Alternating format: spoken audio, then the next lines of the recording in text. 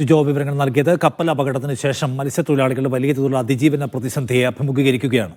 തമിഴ്നാട് കോയമ്പത്തൂരിലെ യുവാവിന്റെ കൊലപാതകത്തിൽ പ്രതികൾ പിടിയിൽ. സുരേണ്ടമലൈ സ്വദേശി സഞ്ജിത്താണ് കൊല്ലപ്പെട്ടത്. കാരമട വെള്ളിയങ്കാട് കുണ്ടൂർ സ്വദേശി കെ മുരുകേശൻ, അൻസൂർ സ്വദേശി എൻ പാപ്പയ്യൻ എന്നിവരാണ് പിടിയിലായത്. മാനാണെന്ന് കരുതിയാണ് സഞ്ജിത്തിനെ വെടിവെച്ചത് എന്നാണ് പ്രതികളുടെ മൊഴി. സാജിദ് അജ്മൽ കൂടുതൽ വിവരങ്ങളുമായി. സാജിദ്, എന്താണ് ഈ സംഭവം?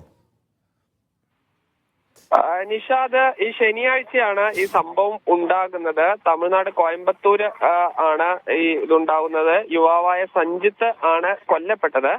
ഇത് ഈ ശനിയാഴ്ച രാത്രി കാരമട ഫോറസ്റ്റ് സ്റ്റേഷൻ സമീപത്ത് ഉള്ള അണക്കെട്ടിന് സമീപത്തായാണ് മാൻവേട്ടയ്ക്ക് മൂവർ സംഘം പോകുന്നത്. ഈ മദ്യപിച്ചാണ് ഇവർ പോയിരുന്നത്. ഈ സമയത്ത് ഈ ഒരു ഇളക്കം കണ്ടു. ഇത് മാനാണെന്ന് കരുതി വെടിവെച്ചു എന്നുള്ളതാണ് ഇവർ മൊഴി നൽകിയിരിക്കുന്നത്. ഇത് ഏതാണ്ട് ശരിയാണ് എന്നുള്ളതാണ് പോലീസ് പറയുന്നത്.